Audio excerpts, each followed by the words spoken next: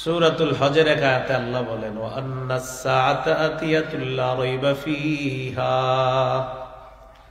কিয়ামত হবে, লা রাইবা ফিহা, কোনো সন্দেহ নেই। ওয়া আন্নাল্লাহা ইয়াবআসু মান ফিল কুবুর,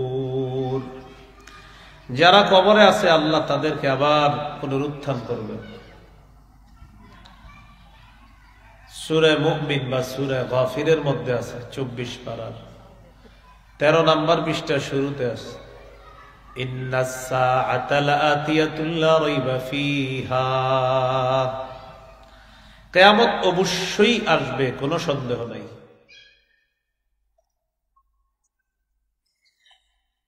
22 পারার 6 নম্বর পৃষ্ঠা সূরা আহজাব, আল্লাহ তাআলা বলেন, ইয়াসআলুকান নাসু আনিস সাআহ, তারা আপনাকে কিয়ামত সম্পর্কে জিজ্ঞাসা করে। কুল ইন্নামা ইলমুহা ইনদাল্লাহ, আপনি বলেন কিয়ামতের বিষয়টা আল্লাহর কাছে, কবে হবে এটা আল্লাহ জানেন। রাসূলুল্লাহ সাল্লাল্লাহু আলাইহি সাল্লাম বলেন, খামসুন লা ইয়ালামুহুন্না ইল্লাল্লাহ, 5টি বিষয় আল্লাহ ছাড়া কেউ জানে না। কয়টি বিষয়? এই 5 বিষয়ের কথা আল্লাহ কোরআনে বলেছেন।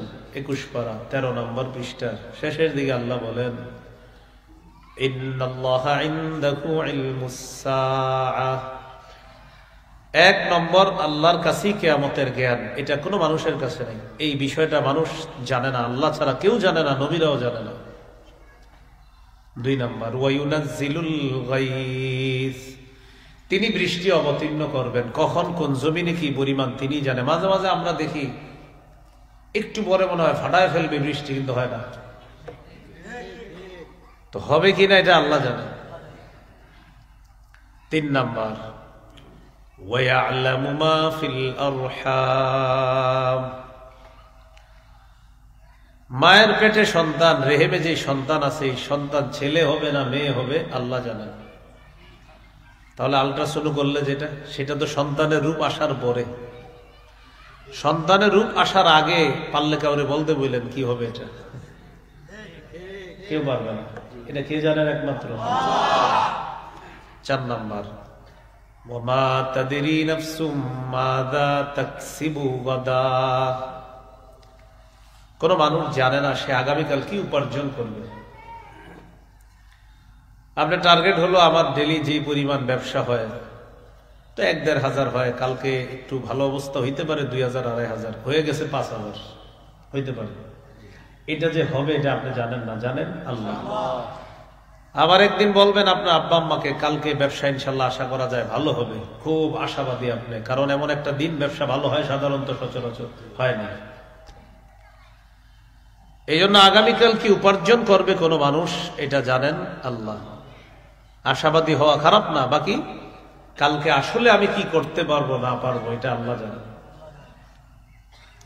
ওয়ামা তাদরি নাফসুম বিআই আরদিন তামুত, কোন মানুষ জানে না সে কোথায় কোন জমিনে মৃত্যুবরণ করবে, এটা জানে একমাত্র আল্লাহ।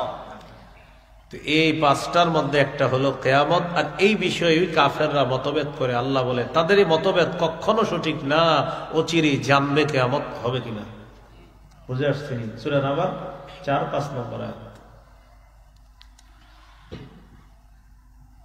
তো আল্লাহ তাআলা কিয়ামত বিষয়ে কিছু প্রমাণ পেশ করবেন। কিয়ামত যে হবে, আমাদেরকে যে পুনরুত্থান করবে আল্লাহ, আর এটা যে আল্লাহর কাছে সহজ, এই ব্যাপারে ভুরি ভুরি প্রমাণ আমাদের চোখের সামনে আছে। প্যান্ডেল থেকে বের হওয়ার পর আকাশের দিকে তাকাইবেন আর নিচের দিকে তাকাইবেন। তা আকাশের দিকে তাকান আর নিচের দিকে তাকান, তাকানোর পর দেখবেন যে আকাশের সৃষ্টিটা বড় না আপনি বড়। বলেন, আকাশের সৃষ্টি বড়। সূরা নাজিআতের 27 নম্বর আয়াতে আল্লাহ বলেন, আনতুম আশাদ্দু খালকান আমিস সামা বানাহা, তোমাদের সৃষ্টিটা কি বিশাল না আসমান এটা বিশাল? দেখো তাকায়া কোন সৃষ্টিটা বড়, তোমাদেরটা না আসমানেরটা? তো আমরা আকাশে তাকায় দেখি এত বড় সৃষ্টি, আর আমি একদম ক্ষুদ্র একজন। তো আমরা দেখে বলি কি আসমানেরটাই বেশি বড়। আল্লাহ বলেন বানাহা, এটা আমি আল্লাহ এইভাবে রাখছি। তো আমি আল্লাহ যদি আসমান এইভাবে রাখি, এত বড় সৃষ্টি, তো তুমি তো ছোট্ট একটা, তোমারে আবার পুনরুত্থান করা তো আমার কাছে কোনো ব্যাপার না। সূরা ইয়াসিন 81 নম্বর আয়াতে আল্লাহ বলেন আওয়ালাইসাল্লাযী খালাকাস সামাওয়াতি ওয়াল আরদা বিকাদিরিন আলা আন ইয়াখলুকা মিসলাহুম বালা ওয়া হুয়াল খাল্লাকুল আলীম। যিনি আসমান জমিন সৃষ্টি করেছেন, তিনি কি এইগুলার মতো বানাইতে আবার সক্ষম নন? আল্লাহ বলতেছেন যিনি আসমান, এই বিশাল আসমান জমিন সৃষ্টি করেছেন, তিনি কি এগুলোর মতো আবার বানাতে সৃষ্টি করতে সক্ষম নন? তো আল্লাহ বলেন অবশ্যই সক্ষম। ওয়া হুয়াল খাল্লাকুল আলীম,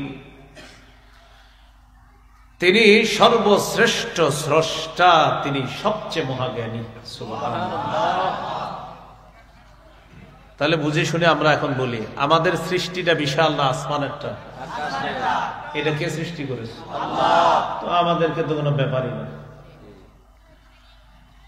সূরা রুমের 27 নম্বর আয়াতে আল্লাহ বলেন ওয়া হুয়াল্লাযী ইয়াবদাউল খালকা সুম্মা ইউঈদুহু ওয়া হুয়া আহওয়ানু আলাইহি ওয়া লাহুল মাসালুল আ'লা ফিস সামাওয়াতি ওয়াল আরদ ওয়া হুয়াল আজিজুল হাকীম।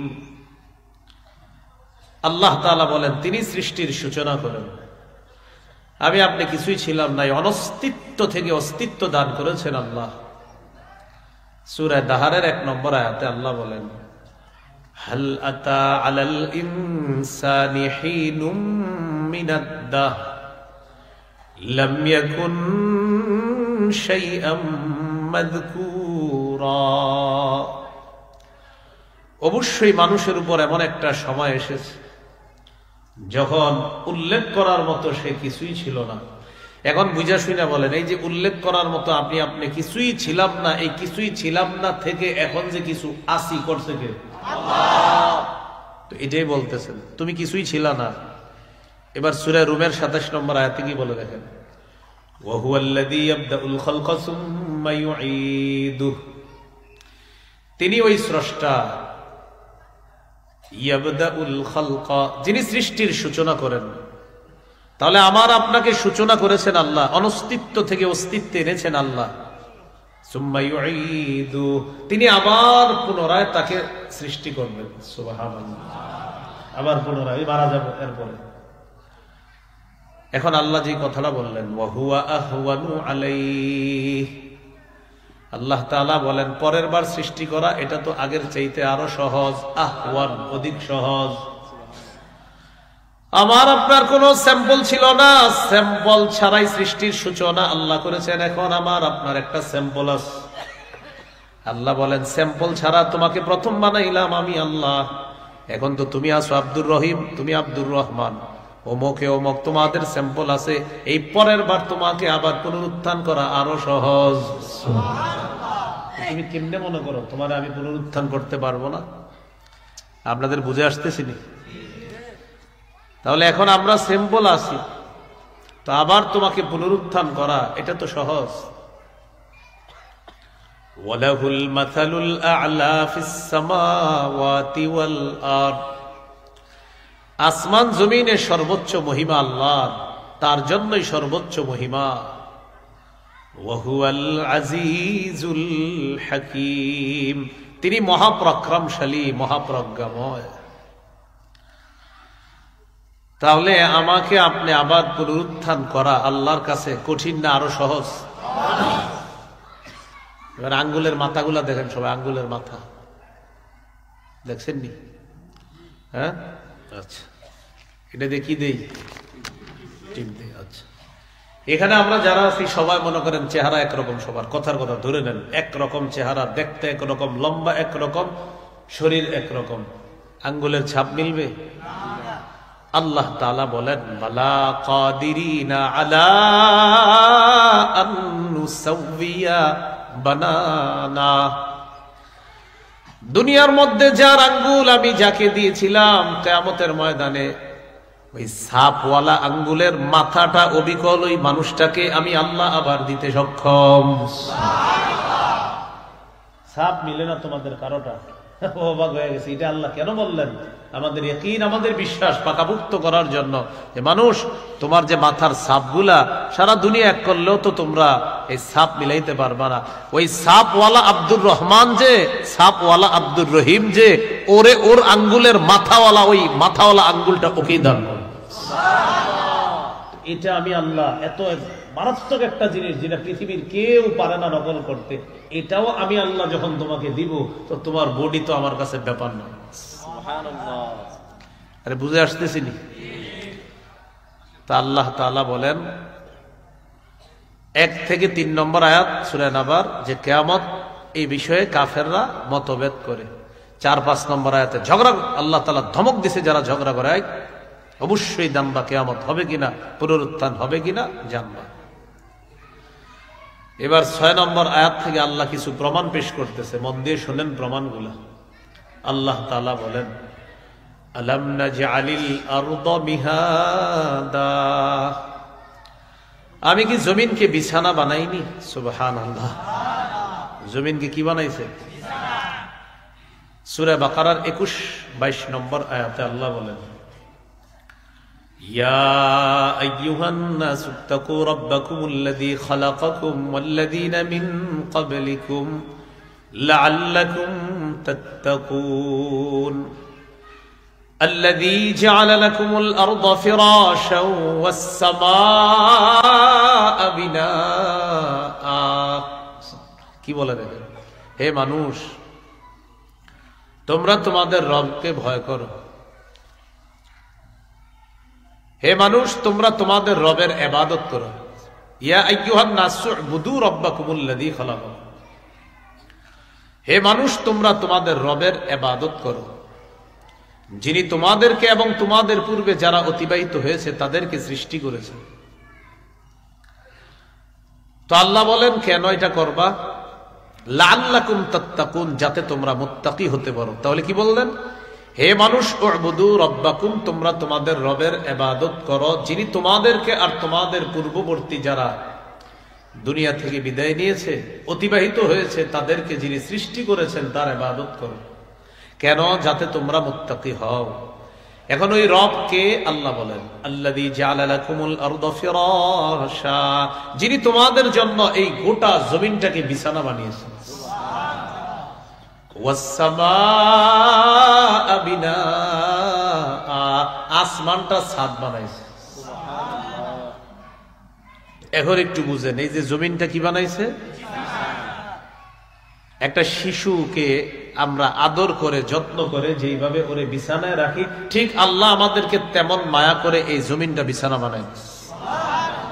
এইটারও একটা প্রমাণ আছে, এটা যে মায়া করে আল্লাহ আমাদেরকে রাখছে। এখানে সূরাতুজ যুখরুফ 10 নম্বর আয়াত 25 নম্বর পারা 8 নম্বর পৃষ্ঠা আল্লাহ বলেন আল্লাযী জাআলা লাকুমুল আরদা মাহদা, আল্লাহ তাআলা তোমাদের জন্য জমিনকে দোলনা বানিয়েছে। দোলনা, দোলনায় কারে বসাই আমরা?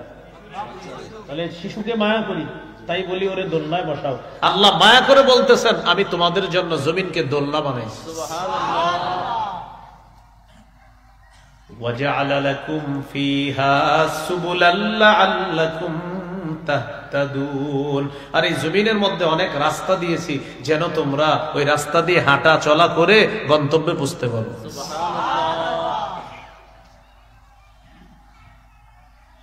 সূরা মুলক 15 নম্বর আয়াতে আল্লাহ বলেন হুয়াল্লাযী জাআলা লাকুমুল আরদা যালুলা,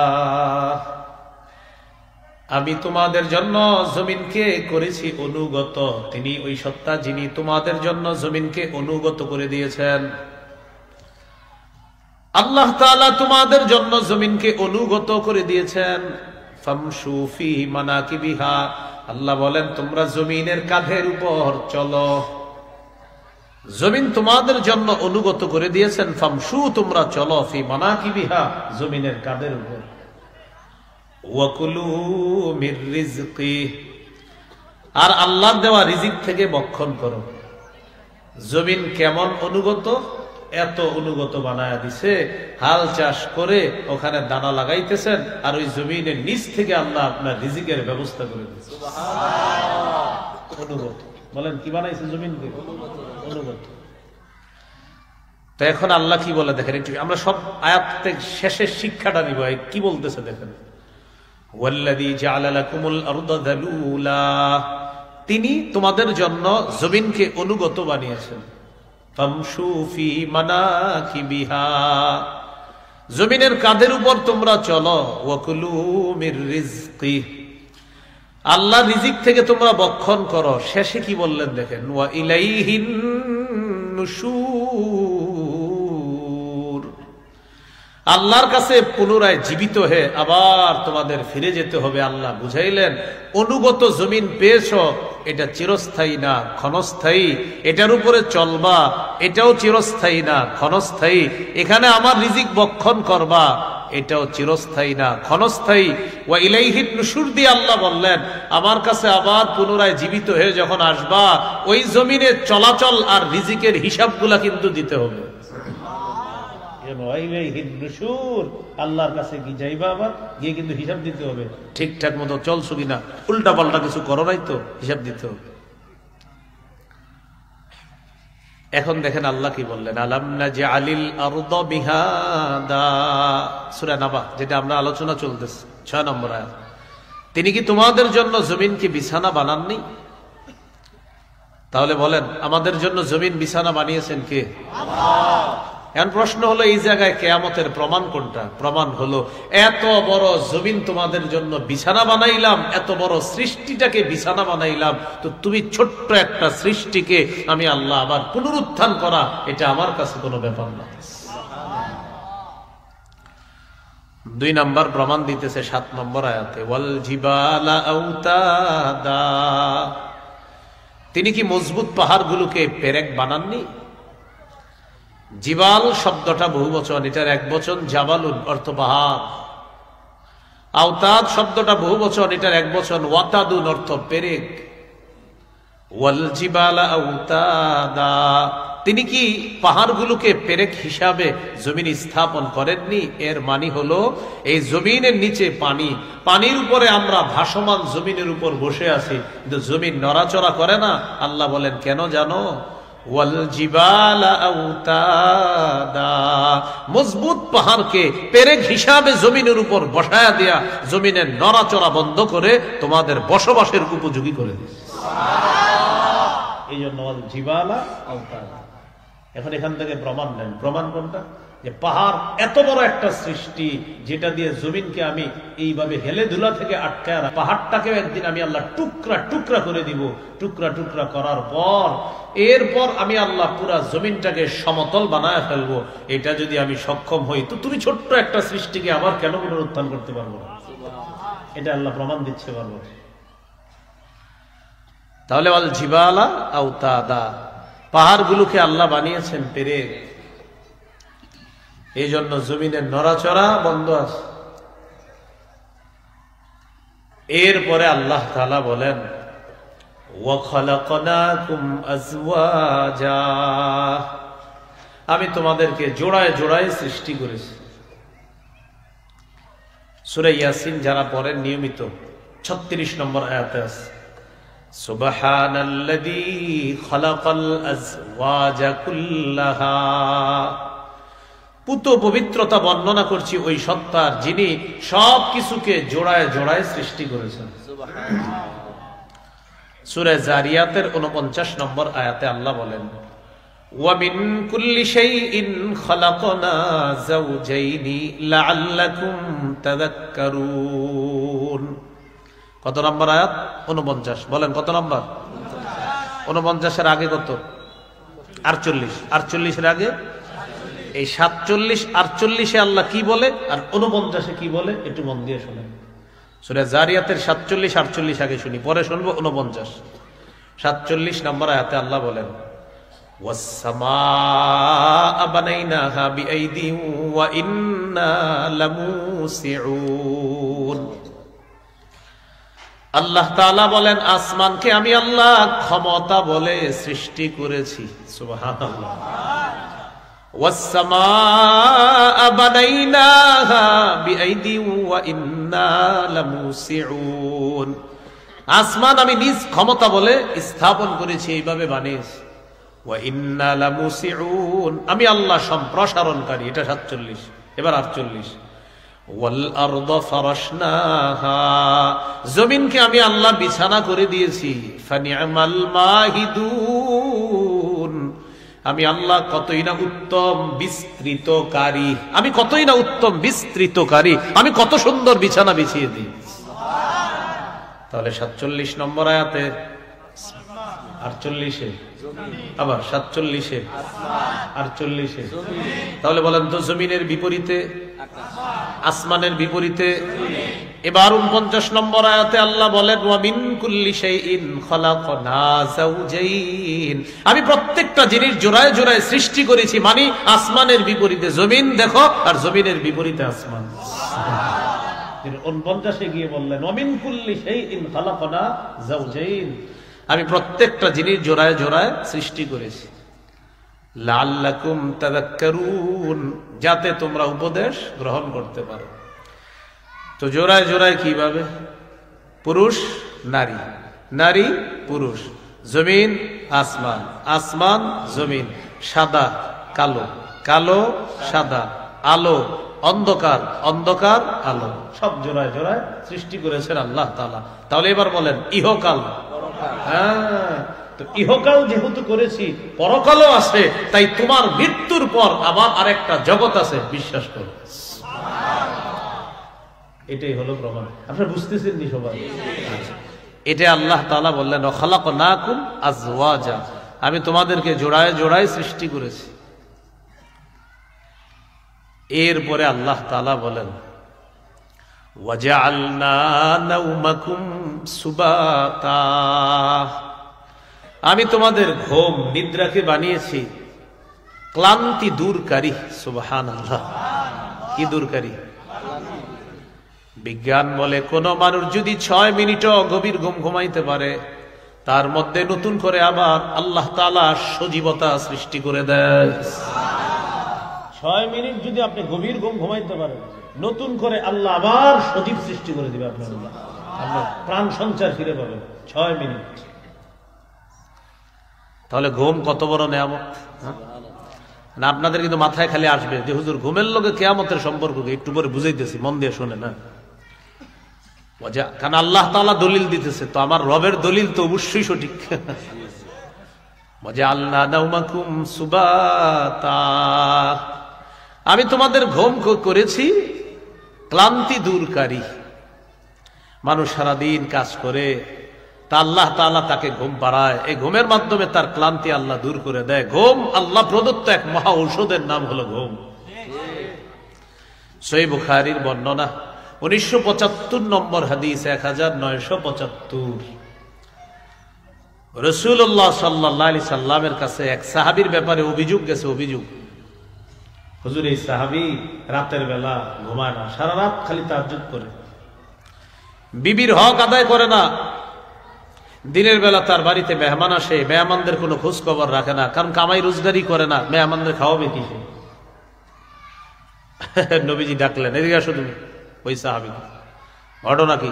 বিবির নাকি খোঁজ খবর নেও না, সারা রাত নাকি তাহাজ্জুদ পড়ো। জি। কামাই করো না, সারাদিন তুমি নফল নামাজ পড়তে থাকো, সারাদিন রোজা রাখো, আর রাতের বেলা তাহাজ্জুদ, দিনের বেলা রোজা রাখে, রাতের বেলা সারা রাত নামাজ পড়ে, আর কোনো কামাই করে না, কিচ্ছু করে না। নবীজি বললেন, ঘুমাও কখন? তো ঘুমায়ও না। فقال رسول الله صلى الله عليه وسلم ان لجسدك عليك حقا, তোমার উপর তোমার শরীরের হক আছে। ওয়ালি আইনিকা আলাইকা হাক্কা, তোমার চোখের উপর তোমার হক আছে, তোমার চোখের জন্য তোমার উপর হক আছে। তাহলে শরীরের হক আছে, চোখের হক আছে। ওয়ালিজাউজিকা আলাইকা হাক্কা, তোমার উপর তোমার বিবির হক আছে। ওয়ালিজাউরিকা আলাইকা হাক্কা, তোমার মেহমানের উপর, মেহমানের জন্য তোমার হক আছে।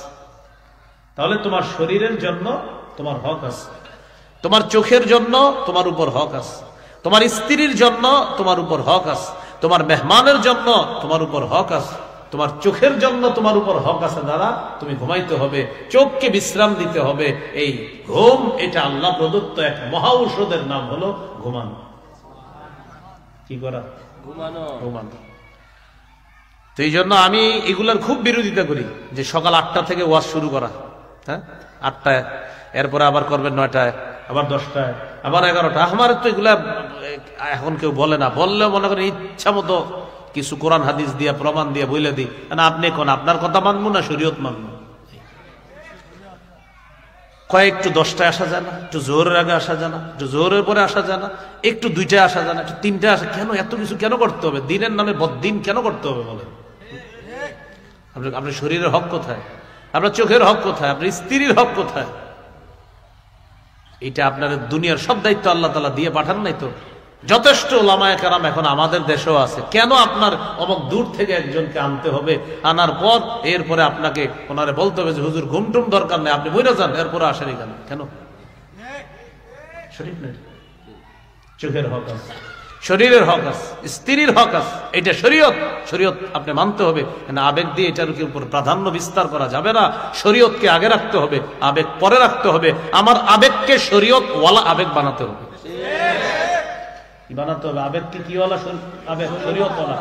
আবেগ ওয়ালা শরীয়ত না, বরং শরীয়ত ওয়ালা আবেগ। এটা মনে রাখতে হবে। আল্লাহ তাআলা আমাদেরকে বুঝার তৌফিক দান করুন। এখন কথা হলো ঘুম। ঘুমের সময় আমরা বলি আল্লাহুম্মা বিসমিকা আমুতু ওয়া আহইয়া। আল্লাহ, আপনার নামে মরি, আপনার নামে জিন্দা হই। আল্লাহ তাআলা বুঝায় দুনিয়াতে তোমাদের মৃত্যুর একটা নিদর্শন আমি আল্লাহ প্রতিদিন দেখায়া দেই। মৃত্যুর নিদর্শন প্রতিদিন দেখায়া দেই। তুমি যখন ঘুমাইলা, আমি না চাইলে আর উঠতে পারবা না। এই যে আমি চাইলে আবার উঠতে পারবা। যখন আমি আল্লাহ তোমাকে দুনিয়াবি মৃত্যু দিয়ে দিব, মৃত্যু দেওয়ার পর আমি আল্লাহ আবার তোমাকে পুনরুত্থান করতে পারবো, এর দলিল হব। দুনিয়াতে যখন তুমি ঘুমাও, ঘুমানোর পর আমি চাইলে তুমি আবার জাগ্রত হতে পারবা, না চাইলে আর এই জগতে জাগ্রত হইতে পারবা না। আল্লাহ বুঝাইতে চায় দুনিয়াতে তুমি যখন ঘুমাও, এটা এক ধরনের মৃত্যু তোমার। এই মৃত্যু থেকে আবার পুনরায় তুমি উঠবা কিনা ঘুম থেকে, এটা আমি আল্লাহ জানি। তো দুনিয়াতে তোমাকে মৃত্যুর পর আবার জীবিত হওয়ার নিদর্শন প্রতিদিন দেখাই। এই পৃথিবীতে যখন মরবা, পরের জগতেও আবার ঠিক আমি আল্লাহ এইভাবে পুনরুত্থান করব। দেখছেন কেমনে দলিলটা দিছে আল্লাহ। তুমি না ডেলি ঘুমাও, আর ঘুম থেকে উঠাও আমরা কি বলি? আলহামদুলিল্লাহিল্লাযী আহইয়ানা। সমস্ত প্রশংসা আল্লাহ, যিনি আমাদেরকে জীবিত করেছেন। এই যে আহইয়ানা, যিনি আমাদেরকে জিন্দা করেছেন। বা'দামা আমাতানা, আমাদেরকে মৃত্যু দেওয়ার পর, মানে গত রাত 10টায় আমাদের আল্লাহ মৃত্যু দেওয়ার পর আজকে ভোর 4টায় আবার আল্লাহ জিন্দা করেছেন। যে আল্লাহ, তার প্রশংসা। এই জন্য তো বলি আলহামদুলিল্লাহিল্লাযী আহইয়ানা। আহইয়ানা মানে যিনি জিন্দা করেছেন। বাদামা আমাতানা, আমাকে মৃত্যু দেওয়ার পর। তো আল্লাহ বলেন প্রত্যেক দিন এই দোয়া পড়ো যে তুমি যখন ঘুমাও এটা মৃত্যু, আবার যখন জাগ্রত হও এটা তোমার জীবিত হওয়া। হ্যাঁ, একদিন তুমি দুনিয়া থেকে এইভাবে মরে যাইবা, এটাও আমি আল্লাহ যখন চাইবো তখন মারা যাইবা। আবার তোমাকে পরের জগতে পুনরুত্থান করব, যেইভাবে ঘুম থেকে জাগ্রত করি। বুঝে আসছেনি আপনাদের? এই হলো ওয়াজআলনা নাওমাকুম সুবাতা। এরপরে আল্লাহ তাআলা বলেন ওয়াজআলনাল লাইলা লিবাসা, আমি রাত্রকে করেছি আবরণ, পোশাক।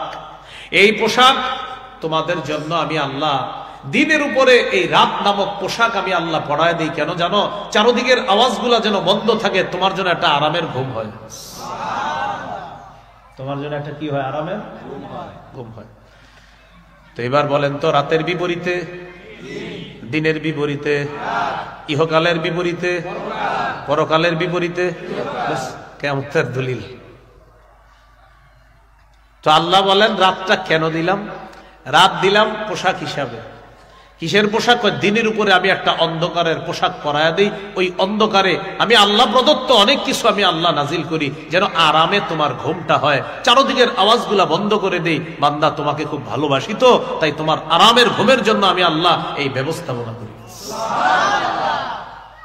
তো এত ভালোবাসে আল্লাহ, আমাদেরকে ঘুম বাড়ায়। ফজরের সময় রবের ভালোবাসা একটু উঠি না? রব আমাদেরকে কত ভালোবাসে। আমাদের আরামের জন্য রাতের উপরে আল্লাহ তাআলা, এই দিনের উপরে আল্লাহ রাতের পোশাক পরায় দেয়, অন্ধকারের পোশাক পরায় দেয়। কেন? কারণ রব তার বান্দাকে অনেক ভালোবাসে। তার ঘুমটা যেন স্বাস্থ্যদায়ক ঘুম হয়, তার ঘুমটা যেন স্বস্তিদায়ক হয়, তার ঘুমটা যেন ক্লান্তি দূরকারী হয়, তার ঘুম যেন হাজারো রোগের শেফা হিসাবে হয়, এমন একটা ঘুম আল্লাহ দেয়। এই জন্য ঘুমকে মহা ঔষধ বলা হয়। ঘুমকে কি বলা হয়? যার ঘুম ঠিক, দেখবেন তার পেট, এরপরে যত শারীরিক বিভিন্ন রোগ বিমারি, মাশাআল্লাহ ঘুম ঠিক। যাদের মাশাআল্লাহ ভালো ঘুম হয়, এই জাতীয় লোকদের পেট ইত্যাদির সমস্যা পাবেন না। তো আমার জানা মতে আপনার ম্যাক্সিমাম আলোচকরা এই বড় বড় ট্যাবলেটের ইয়া নিয়ে ঘুরে বক্স। কেন? ওই যে ঘুম ঠিক মতো নাই, ঘুম নাই। কে বলছে আপনার এরকম সারাদিন এরকম পুরা এই করতে সেই করতে? কেন কেন কেন এত দরকার কেন? আপনার নিয়ন্ত্রিত হতে হবে, সবার মধ্যে নিয়ন্ত্রণ আসতে হবে আপনার।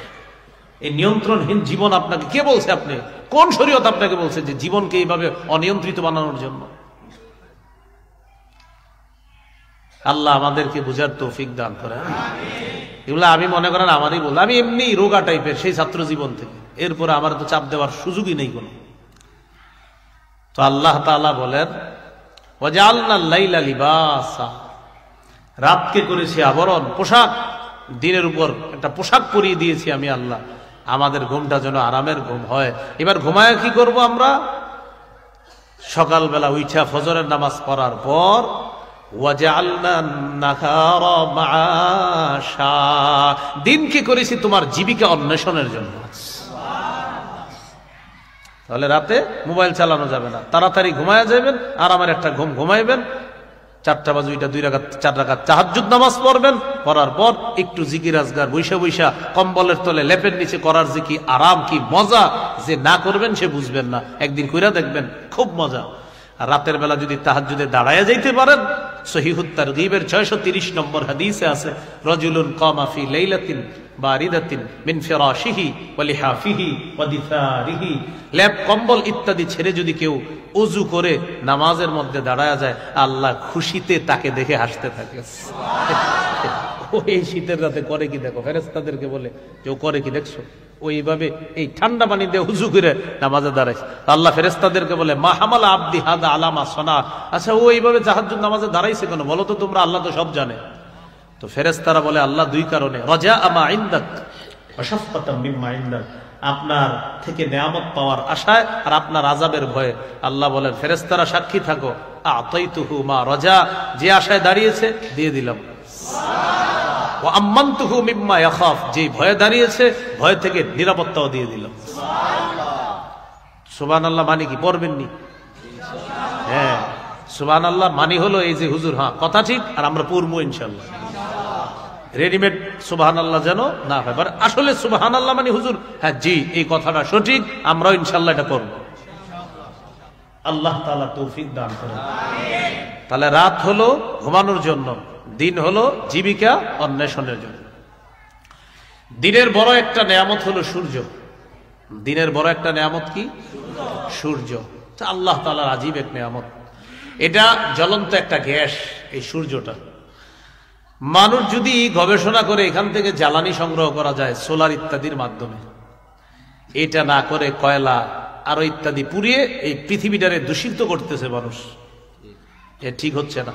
শিল্পোন্নয়ন দেশগুলোতে বিশেষ করে তারা তো আপনার এমন অবস্থা করে ফেলতেছে যে পুরা বায়ু দূষণ এমন ভাবে হচ্ছে, বাতাসে তাদের ওই কার্বন ডাই অক্সাইড যে বের হয় সেখান থেকে, এটা বাতাসের সাথে মিশে সূর্যের যে আলোর মূল যে আপনার আল্লাহ তাআলার পক্ষ থেকে সূর্যের আলোর মধ্যে যে উপকারিতাটা আছে, এটা বাধাগ্রস্ত হয় ওই বাতাসে কার্বন ডাই অক্সাইড মিশ্রিত হওয়ার কারণে। এই জন্য মানুষ এইটা থেকে আসলে উত্তরণ হওয়া দরকার। মানুষ সূর্য নিয়ে গবেষণা করা দরকার। এইটা না করে করতেছে আপনার যত জ্বালানি ইত্যাদি আছে এগুলা শেষ করে দিচ্ছে। আল্লাহ তাআলা আমাদেরকে সূর্য নামক নিয়ামতটা, এই নিয়ামত থেকে যেন আমরা প্রকৃত নিয়ামতগুলা গ্রহণ করতে পারি, আল্লাহ তৌফিক দান করেন। তো এটার গুরুত্ব বাড়াতে হবে। সূর্য আল্লাহর অনেক বড় একটা নিয়ামত। 5600 ডিগ্রি সেলসিয়াস তাপমাত্রা, এখান থেকে 200 কোটি ভাগের 1 ভাগ মাত্র দুনিয়াতে মারে। এতেই মাঝে মাঝে আমাদের কি অবস্থা হয়ে যায়। এই আলো আমাদের শক্তি সঞ্চয় করে। দিনের বেলা মানুষ কাজ করবে, তাই রব সূর্য নামক একটা নিয়ামত দিয়েছে যে আমার বান্দা কাজ করবে, ওর কষ্ট হবে, সূর্যের আলো দিয়ে তার শরীরে শক্তি সঞ্চয় করে।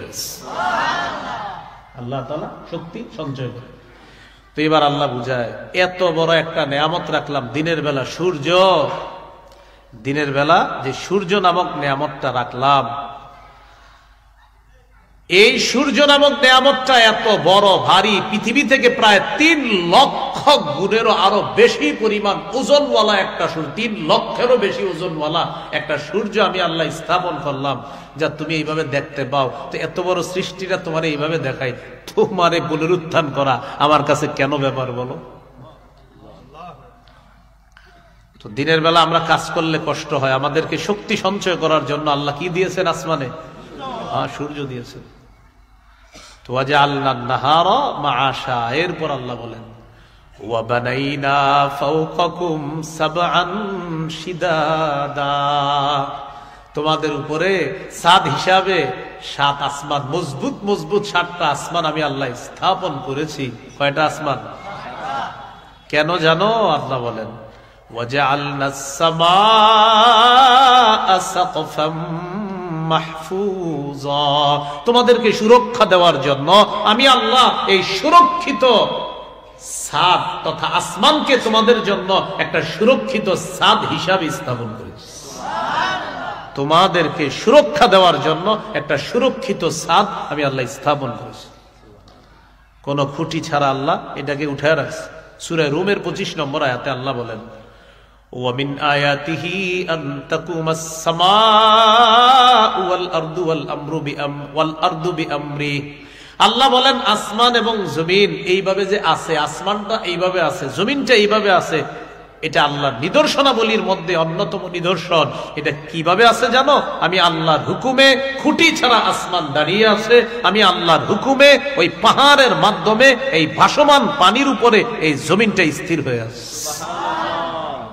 তাহলে বলেন তো, খুঁটি ছাড়া আসমান, এটা আল্লাহর কি নিদর্শন? এভাবে রাখছে কে? আল্লাহ। তো বানাইনা ফাওকাকুম সাবআন শিদাদা, এরপরে আল্লাহ বলেন ওয়াজআলনা সিরাজাও ওয়াখাজা, আর এই আসমানের মধ্যে আমি কিরণময় প্রদীপ স্থাপন করেছি। ওই সূর্যের কথা আবার বলতেছে, কিরণময় প্রদীপ আমি আল্লাহ স্থাপন করে দিয়েছি এই আসমানের মধ্যে। এরপরে আল্লাহ বলেন وَأَنزَلْنَا مِنَ الْمُعْصِرَاتِ مَاءً ثَجَّاجًا, আমি পানি ভর্তি মেঘমালা থেকে, আমি পানি ভর্তি মেঘমালা থেকে প্রচুর পানি, বাড়ি, বৃষ্টি দুনিয়াতে বর্ষণ করি। আমি পানি ভর্তি মেঘমালা থেকে প্রচুর পানি, প্রচুর বাড়ি, প্রচুর বৃষ্টি আমি আল্লাহ দুনিয়াতে নাজিল করি। কেন? লিনুখরিজা বিহি হাব্বাও ওয়া নাবাতা, যেন এটার মাধ্যমে উদ্ভিদ এবং শস্য আমি আল্লাহ বের করতে পারি। এখন আল্লাহ বুঝায়, পানি দিলাম আমি আল্লাহ, চাষাবাদ করলা, করার পর তুমি একটা ছোট্ট দানা লাগাইলা, দানা লাগানোর পর একটা দানা, এই এক দানা থেকে 7টা শীষ, 7 শীষ উৎপন্ন করার পর এক দানা থেকে গাছ উঠাইলাম, এখান থেকে 7টা শীষ বের করলাম, এক একটার মধ্যে 100 করে দানা আমি আল্লাহ দিয়ে দিলাম। লাগাইছি কয়টা? তো এখন একটু এইভাবে মাটিটা খুইলা দেখেন তো, লাগানোর পরে তাকায় থাকবেন এইভাবে, হ্যাঁ খুইলা, না উঠবে না, মাটিটা এইভাবে দিয়ে রাখবেন, কিছুদিন পরে উঠে যাবে। তো আল্লাহ বলেন এই যে এটা দিলা, এই যে আমি উঠাইলাম, এই যে পানির মাধ্যমে এটার প্রাণ সঞ্চার করলাম, তোমারও মরার পর আমি আল্লাহ আবার পুনরুত্থান করবো। তুমি একটু খুইলা দেখো এটা। আল্লাহ দেখতেছি তো, তো ওঠে না, না উঠে না, তো বুঝো না, তুমি চাইলে হবে না, আমি চাইলে হবে।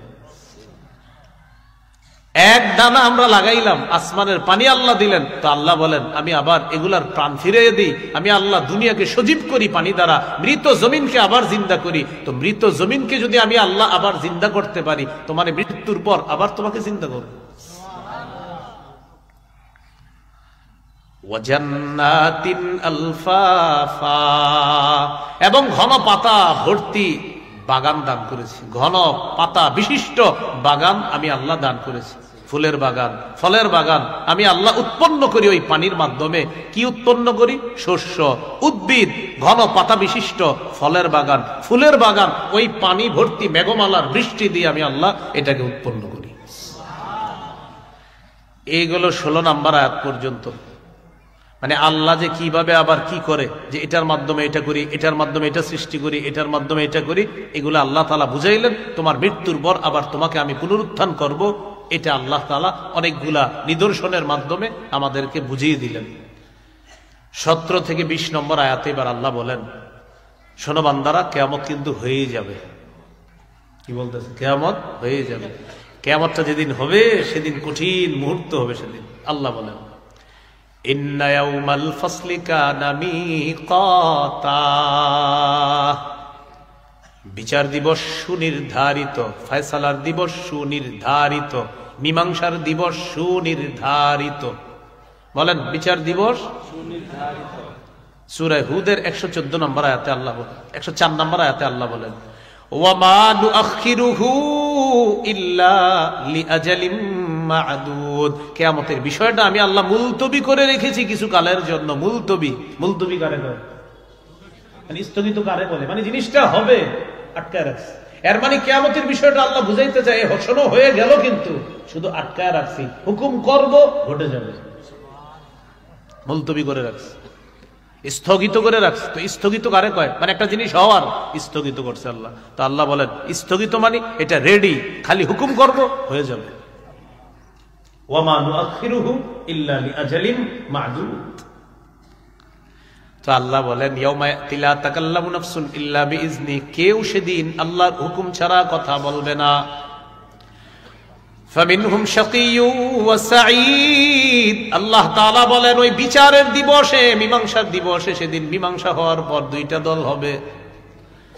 মানুষের মধ্যে একটা দল হবে হতভাগা, আর একটা দল হবে সৌভাগ্যবান। ফাআম্মাল্লাযীনা শাকু ফাফিন্নার, যারা হতভাগা তাদের ঠিকানা জাহান্নাম। ওয়া আম্মাল্লাযীনা সুইদু ফাফিল জান্নাহ, আর যারা সৌভাগ্যবান তারা চিরস্থায়ী জান্নাতের মেহমান। যারা হতভাগা ফিন্নার, তারা জাহান্নামে থাকবে, যারা সৌভাগ্যবান তারা জান্নাতে থাকবে। তাহলে আসেন কি বলতেছে দেখেন, ইন্না ইয়াউমাল ফাসলি কানা মিকাতা, বিচারের দিবসটা সুনির্ধারিত। এবার বিভীষিকাটা কি হবে দেখেন, ইয়াউমা ইউনফাখু ফিস সূর ফাতাতুনা আফওয়াজা, সেদিন সিংহায় ফু দেওয়া হবে, তোমরা দলে দলে উপস্থিত হবা। সিংহায় ফু দেওয়া হবে, তোমরা দলে দলে উপস্থিত হবা। ওয়া ফুতিহাতিস সামাউ ফাকানাত আবওয়াবা, আসমান খুলে দেওয়া হবে। আসমান খুলে দেওয়ার পর অনেকগুলা দরজা বিশিষ্ট হবে আসমান, ওই দরজা দিয়ে ফেরেশতাদেরকে নামিয়ে আনা হবে। আসমান খুলে দেওয়া হবে, আর ওই খোলা আসমান অনেকগুলা দরজা হবে, এটা দিয়ে কাদেরকে নামিয়ে আনা হবে? সূরা ফুরকানে আছে, আরো সুন্দর করে আছে, ইয়াউমা তাশাক্কাকুস সামাউ বিল গামাম ওয়া নুজিলাল মালাইকাতু তানজিলা। সেদিন আসমান ফেটে যাবে আল্লাহর তাজাল্লি সহ, ওয়া নুজিলাল মালাইকাতু তানজিলা, ফেরেশতাদেরকে নামিয়ে আনা হবে, ওই ফাটা দিয়ে নামিয়ে আনা হবে। তাহলে আসমান ওয়ালারা নেমে গেল, বাস আসমানে কেউ নাই, ধ্বংস আসমান। রয়ে গেল জমিনের উপরের পাহাড়গুলা। ওয়াসুইরাতিল জিবাল ফাকানাত সারাবা, পাহাড়গুলাকে হাকিয়ে নেওয়া হবে, আর পাহাড়গুলা চূর্ণ বিচূর্ণ হয়ে ফাকানাত সারাবা, মরিচিকার মতো হয়ে যাবে। এই মজবুত পাহাড় কিসের মতো হয়ে যাবে? মরিচিকা কারে যায়? মানে কিচ্ছু থাকবে না, বাস মরিচিকার মতো, কিচ্ছু মানে এটার কোনো দাম নাই, অস্তিত্বহীন হয়ে যাবে আপনার, মানে এটার কোনো ভ্যালু থাকবে না। এই পাহাড়টাকে আল্লাহ তাআলা এমন করে দিবেন এটার কোনো ভ্যালু, ফাকানাত সারাবা, মরিচার মতো হয়ে যাবে এমন।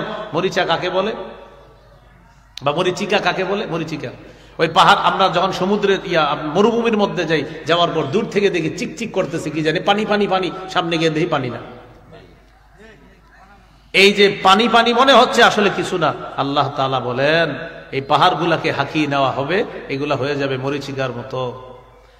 এখন বলেন মজবুত পাহাড় যখন থাকবে না, তো জমিন কি হবে? জমিনও ধ্বংস। তাহলে প্রশ্ন এসে যায়, জমিন ধ্বংস, আসমান ধ্বংস, তাহলে কিয়ামতের মাঠটা কোথায় হবে?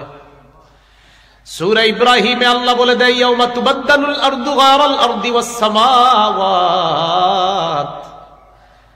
আসমান এবং জমিন পরিবর্তন করে নতুন আসমান জমিন সৃষ্টি করা হবে।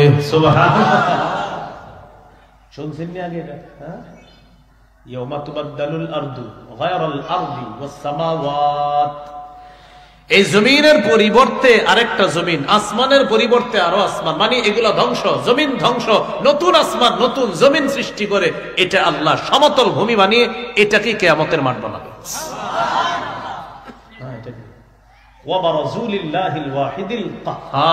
মানুষ দলে দলে ছুটে আসবে, বারাজু, তারা আসবে লিল্লাহিল ওয়াহিদিল কাহ্হার, মহাপ্রতাপশালী ক্ষমতাধর এক আল্লাহর সামনে মানুষগুলো উপস্থিত হবে। তাহলে ভাই এখান থেকে কি শিখলাম? এই আসমান এই জমিন বাস ধ্বংস হয়ে যাবে, ফেরেশতাদেরকে নামিয়ে আনা হবে। সব ধ্বংস হওয়ার পর আল্লাহ বলেন জমিনকে আবার নতুন করে সৃষ্টি করা হবে, জমিনটাকে পরিবর্তন করে আবার নতুন জমিন করা হবে, আসমান পরিবর্তন করে নতুন আসমান করা হবে। এখানে আল্লাহ কিয়ামতের মাঠ স্থাপন করে বিচার ব্যবস্থা শুরু করবেন।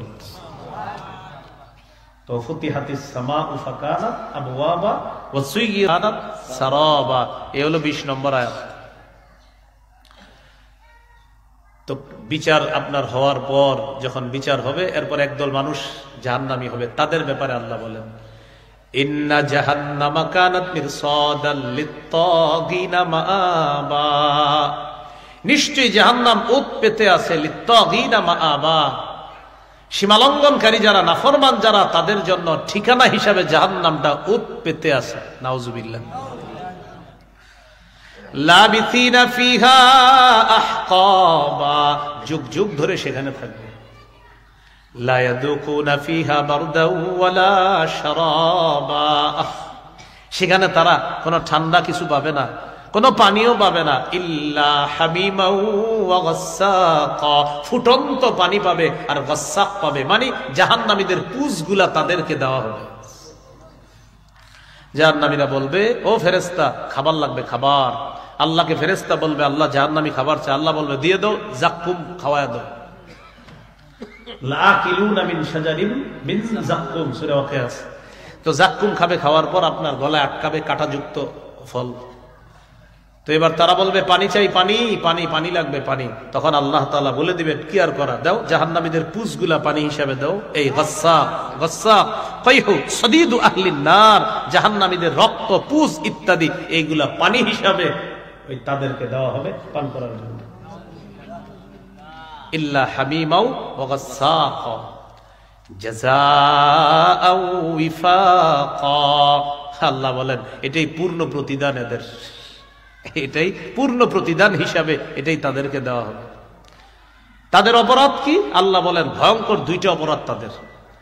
ইন্নাহুম কানু লা ইয়ারজুনা হিসাবা, আজকে যে হিসাব হবে, কিয়ামতের মাঠে যে হিসাব হবে, এটা তারা কামনাই করতো না, বলতো এগুলা বোকাস কথা। তারা এই ফলাফল দিবস, বিচার দিবস কামনা করতো না, বিশ্বাস করতো না। আরেকটা অপরাধ, কাযযাবু বিআয়াতিনা কিযযাবা, আমার আয়াতগুলা তারা অস্বীকার করত। আল্লাহ বলেন ওয়া কুল্লা শাইইন আহসাইনাহু কিতাবা, আমি সব লিখে রাখছি। কি বলতেছে? আমি সব জমা করে রাখছি, আমার ফেরেশতারা, আমার লেখক ফেরেশতারা সব লিখে রাখছে। ওয়া কুল্লা শাইইন, সব, আহসাইনাহু লিখে রেখেছি, কিতাবা খাতা হিসাবে, লিপিবদ্ধ হিসাবে। কুল্লা শাইইন আহসাইনাহু কিতাবা, লেখা হিসাবে সব জমা করে রাখছি আমি আল্লাহ, মানে আমার লেখক ফেরেশতারা সব লিখে রাখছে। এবার আল্লাহর পক্ষ থেকে তাদেরকে বলা হবে তো আর কি করা, ফাযুকু আযাব ভোগ করো, ফালান নাযীদাকুম ইল্লা আযাবা, তোমাদেরকে আমি আল্লাহ কিছুতেই কিছু বাড়াবো না, শুধু আযাবই বাড়াবো, তোমাদেরকে আর কিচ্ছু বাড়াবো না, শুধু আযাবের পর আযাব বাড়াবো, বাস ভোগ করতে থাকো। এই হলো আপনার 30 নম্বর আয়াত সূরা নাবার। এই 30 পর্যন্ত গেল, মোট 6টা বিষয় আলোচনা হলো। 1 থেকে 3 নম্বর আয়াতে হলো কিয়ামতের বিষয়ে ঝগড়া, ওই যে মতভেদ আপনার কাফেরদের। 4-5 নম্বর আয়াতে গেল মূর্খদেরকে ধমক দিতেছে না কিয়ামত হবেই। 6 থেকে 16 নম্বর আয়াতে আল্লাহ বিভিন্ন দৃষ্টান্ত পেশ করে বুঝাইলেন, দলিল দিলেন কিয়ামত যে হবে, পুনরুত্থান হবে। 17 থেকে 20 নম্বর আয়াতে চতুর্থ বিষয় কিয়ামতের বিভীষিকাময় অবস্থা বর্ণনা করলেন। 21 থেকে 26 নম্বর আয়াতে কিয়ামতের দিবসে ফায়সালার পর একদল মানুষের ঠিকানা জাহান্নাম, এটা আলোচনা করলেন। 6 নম্বর বিষয় আল্লাহ আলোচনা করলেন যাদেরকে জাহান্নামে দিবেন, কেন দিবে আল্লাহ, এই বিষয়ে আল্লাহ কথা বললেন। যাদের বড় বড় অপরাধ, এরা আমার এই বিচার দিবস বিশ্বাস করতো না, কামনা করতো না, ফলাফল বলতে কিছু আছে এগুলা মানতো না, আর আমার আয়াতগুলাকে অস্বীকার করত। এই হলো 6টা বিষয়। 7 নাম্বার আর 8 নাম্বার বিষয় 31 থেকে 40 নম্বর আয়াত পর্যন্ত আছে আর কি ওখানে। আজকে এতটুকু। আল্লাহ তাআলা আমাদের সকলকে যে কথাগুলা শুনলাম বললাম আমল করার তৌফিক দান করেন। আর আমি উঠে যাওয়ার সাথে সাথে সবাই আমার সাথে সাথে চলে যেন যেতে পারেন, এটাও দোয়া করি, নাকি? হ্যাঁ, তাহলে এক কাজ করবেন, আমি এখন যাব, আমার সাথে চলেন। আর চলেন না, আমরা একসাথে যাই, চলেন, কি বলেন? চলেন, আপনারা চলেন। এই বাসের এই পাশে যারা আছে চলেন, যাই একসাথে। সবাই তো বললেন না, এই পাশে সবাই বলেন যাবেন আমার সাথে। আপনারা এবার সবাই মিলে বলেন থাকবেন তো? 2 হাত তুলে দেখান, টান টান করে রাখেন, এভাবে রাখেন। আল্লাহ আমি যাওয়ার পরে যারা উঠবে না তাদের সাথে জান্নাতে দেখা করায় দিয়ে। দোয়াটা বুঝছেননি? তাহলে আমি যাব, কেউ ওঠাউঠি করেন না। আর দোয়া কবুল হয়ে গেল তো হয়েই গেল ইনশাল্লাহ। তাহলে যারা যাবেন না তাদের সাথে আল্লাহ চাইলে জান্নাতে দেখা করায় দিতেই পারে। বাকি এনে আবার আপনার আবার দোয়ার কারণে এরকম যদি হয় যে হুজুর প্রস্রাব টস্রাব ধরলেও কি উঠবো না, না, ওযু ইস্তেঞ্জার প্রয়োজন হইলে, কারণ আমি যদি পুরা 40 আয়াত পর্যন্ত বলতাম আপনারা পুরাটাই শুনতেন, তো এই জন্য 40 নম্বর আয়াত পর্যন্ত বলতে গেলে আরো আধা ঘন্টা লাগতো, তার মানে আধা ঘন্টা আপনাদের ধরবে না ইনশাল্লাহ। তো এই জন্য আপনারা আধা ঘন্টা ওযু ইস্তেঞ্জার দরকার নাই। যদি এরপরে কারো ওযু ইস্তেঞ্জার প্রয়োজন হয় চুপে চুপে পিছন থেকে উঠবেন, পাশের জন্য এরকম বলবেন না চল ইস্তেঞ্জা করে, উনি কি বলছে আপনার এর ইস্তেঞ্জা লাগবে, এরকম বলবেন না। তাহলে আপনি একা একা যাবেন, আবার একা একা চলে আসবেন। আমাদের উস্তাদে মুহতারাম চলে আসবে একটু পরে, সাবধান, কেউ উঠাউঠি করবেন না। আর দোয়াটা যদি কবুল হয়ে যায় তাহলে তো হয়ে গেল, যে আমি ওঠার পরে যারা না উঠবেন আল্লাহ যেন জান্নাতে দেখা করায় দেয়। যাইতে যাইতে দেখবো যে এই দোয়াটার কাঙ্গাল কারা কারা। আসসালামু আলাইকুম ওয়া রাহমাতুল্লাহি ওয়া বারাকাতুহু।